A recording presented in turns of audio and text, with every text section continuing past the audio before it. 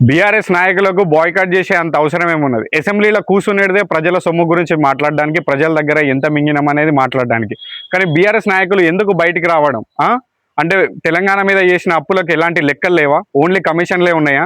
Plus దీంట్లో CM Revanth Reddy sir KCR గారికి ఒకటే మాట వదిలేండు, సార్ మీకు ఎలాంటి మీ గౌరవం ఎలాంటిది తగ్గదు, మీరు రండి ప్రజల గురించి మాట్లాడదాం అని చెప్పి ఇంత మంచిగా చెప్పిండు.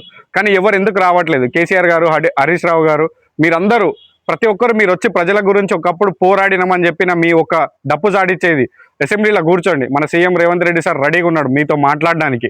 కానీ మీరెందుకు ముఖం చాటేసుకొని తిరుగుతున్నారు? ఎందుకు బాయ్కాట్ చేసే అంత అవసరం ఏమున్నది? ప్రజల సొమ్ము ఎంత పోయింది, దేని గురించి అనేది సీఎం రేవంత్ రెడ్డి సార్ మాట్లాడడానికి చాలా స్పష్టంగా రెడీగా ఉన్నాడు. కానీ మీరెందుకు రావట్లేదు? ప్రజల సొమ్ము ఎంత మింగుడు అయింది, ఎంత పోయింది అనేది మాట్లాడాలి. కూర్చుంటే మాట్లాడడానికి అవకాశం ఉంటుంది.